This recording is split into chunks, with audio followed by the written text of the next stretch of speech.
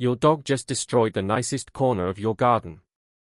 Without warning, without reason, as if something was buried there, they dug for minutes on end. Then stopped. Looked around. And walked away as if the job was done. Or maybe this morning on a walk they suddenly stopped, lowered their head, and started eating grass. They insisted despite your attempts to stop them. As if that grass was the only thing they needed in the world at that moment. Most people who witness these behaviors ask the same question: why are they doing this? Are they sick? Is something missing? Or are they just weird? The answer is that neither of these behaviors is random. Both are reflections of behavioral programs carved into the modern dog's genes from tens of thousands of years ago. And when researchers examine these programs, the picture that emerges is far more complex and far more interesting than most people realize. First, something needs to be clarified: not all digging behaviors are the same. Whether your dog is digging up the garden, scratching at their bed, or pawing at the edge of the couch, these are different behaviors triggered by different neural programs with different motivations. But they all share a common ancestor. Researchers studying wolf ethology associate digging behavior in wild dogs and wolves with three core functions: den building, food caching, and thermoregulation. And all three continue to manifest in domestic dogs in different forms. Den building is the oldest and most deeply ingrained. A 2021 study published in Applied Animal Behavior Science by researcher Peter Pongratz and his team examined dogs' scratching and circling behaviors before lying down. These behaviors were significantly more frequent in dogs with high anxiety levels and in females. The research found that these behaviors were directly related to thermoregulation and the search for security.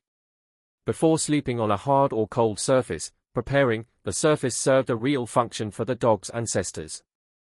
Removing the top layer of soil both created a cooler, softer surface and formed a hollow-like area protected from potential threats. What your modern dog is doing when they scratch and circle a couch cushion before lying down is exactly this. There's a couch, a cushion, a blanket. But the brain is still running that instruction: prepare the surface, then sleep.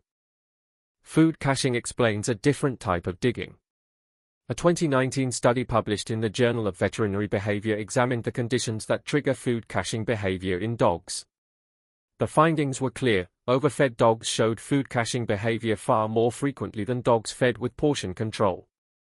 This ancestral drive developed during times when it was impossible to consume an entire prey animal in one sitting.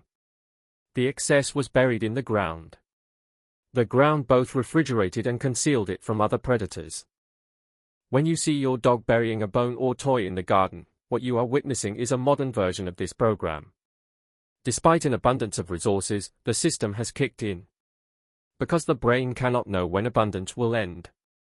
Not knowing, it stores. Thermoregulation manifests most clearly on hot summer days. A 2016 study published in Behavioral Processes showed that as ambient temperature rose, dogs sought out shaded, moist soil, and this search triggered active digging behavior. A few centimeters below the surface, soil can be significantly cooler than at the surface. Your dog knows this without asking you. Because this knowledge is stored in evolutionary memory. Everything covered so far encompasses three forms of functional digging. But there is a fourth, and it is fundamentally different from the others. Repetitive, unstoppable digging that is not focused on a specific object or location is classified by researchers as anxiety-driven displacement behavior. A 2020 study published in Scientific Reports by researcher Lyot Morgan and her team analyzed survey data covering more than 4,000 dogs. Dogs showing repetitive digging behavior also exhibited high levels of separation anxiety, excessive noise sensitivity, and low environmental adaptation scores. So if your dog digs under specific conditions, at specific times, almost ritualistically, and this behavior cannot easily be interrupted, this is not den building or food storage. This is stress looking for an outlet. The two types of digging can look similar from the outside. But the first is the expression of a natural need and can be redirected through enrichment. The second is a sign of an underlying anxiety state and requires intervention. Eating grass, 4 common theories and what the research says. Now let's move to perhaps the most misunderstood part of this topic. There are so many myths circulating about dogs eating grass that it's worth listing them first. They eat grass because they have an upset stomach. They eat grass because they want to vomit. They eat grass because they have a mineral deficiency. All of these can be partially true, but none of them gives the full picture. A 2008 study published in Applied Animal Behavior Science by researcher Benjamin Hart and his team, the most comprehensive study conducted on this subject to date, consisted of a survey covering more than 1,500 dog owners and additional observational work. The findings reversed much of the prevailing wisdom. Only 9% of dogs vomited after eating grass. 91% did not vomit. And the vast majority of grass-eating dogs showed no signs of illness before eating. This finding alone reveals something important: eating grass is not primarily a consequence of stomach upset. Occasionally this connection can be made, but it is not sufficient to explain the behavior. So what does explain it? First theory, atavistic digestive need.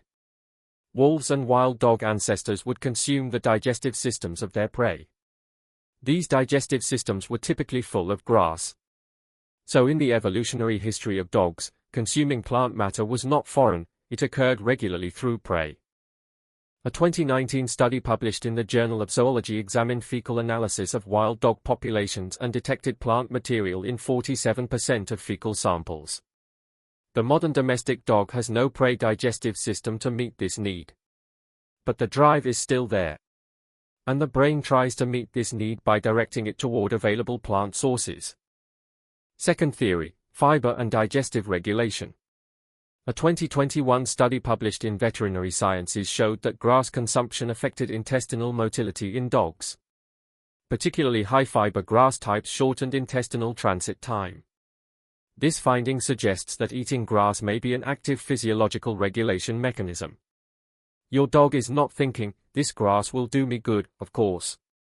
But the digestive system produces a signal, and that signal triggers the behavior.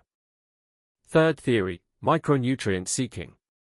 Some researchers have suggested that grass eating may be an instinctive behavior aimed at correcting certain mineral and vitamin deficiencies.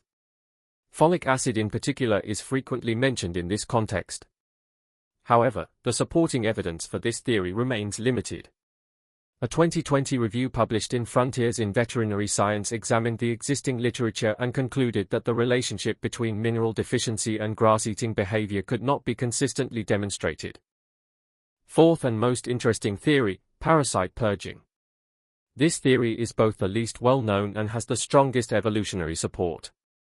A 2008 study published in Evolutionary Psychology by researcher Michael Huffman showed that consumption of plant matter in primates and other mammals was directly related to parasite load.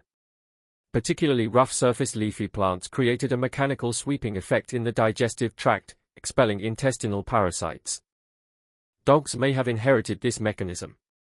The tendency to eat longer and tougher grass types in particular is consistent with a rough surface effect. The modern dog's parasite load may be low and they may be receiving veterinary care. But the brain has not deleted this instruction. Seasonal patterns and selective eating.